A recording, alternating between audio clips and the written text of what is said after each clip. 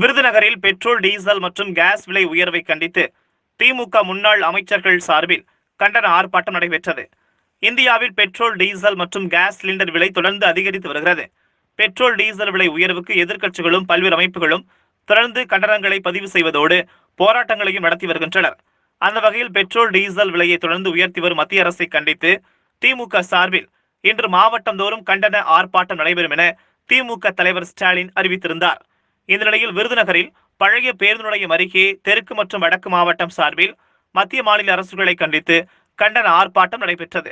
இதற்கு விருதுநகர் தெற்கு மாவட்ட செயலாளரும் அருப்புக்கோட்டை சட்டமன்ற உறுப்பினருமான KKSSR ராமச்சந்திரன் மற்றும் வடக்கு மாவட்ட செயலாளரும் திருச்சூழி சட்டமன்ற உறுப்பினருமான தங்கம் தென்னரசு தலைமையில் நடைபெற்ற ஆர்ப்பாட்டத்தில் 500க்கும் மேற்பட்ட திமுகவினர் கலந்து கொண்டு மத்திய பாஜக அரசை கண்டித்து விலை உயர்விற்கு கண்டனம் தெரிவிக்காத மாநில அரசை கண்டித்தும் கண்டன முழக்கங்களை எழுப்பினர்.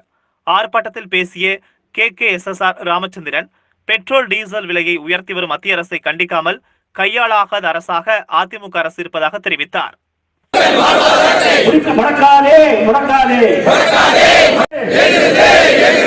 பெட்ரோல், டீசல் விலை எகிறது? பெட்ரோல், டீசல் விலை எகிறது? எரியுது எரியுது எரியுது எரியுது.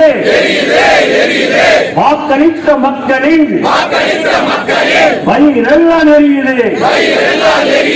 வயிற்றில் அடிக்கிறது மத்திய அரசு, வயிற்றில் அடிக்கிறது மத்திய அரசு, வேடிக்கை வாக்குறது மத்திய அரசு, வயிற்றில் அடிக்கிறது மத்திய அரசு, வேடிக்கை வாக்குது மாநில அரசு.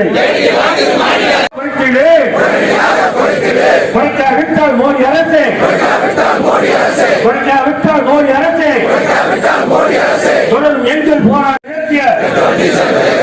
மோடி அரசை கண்டித்து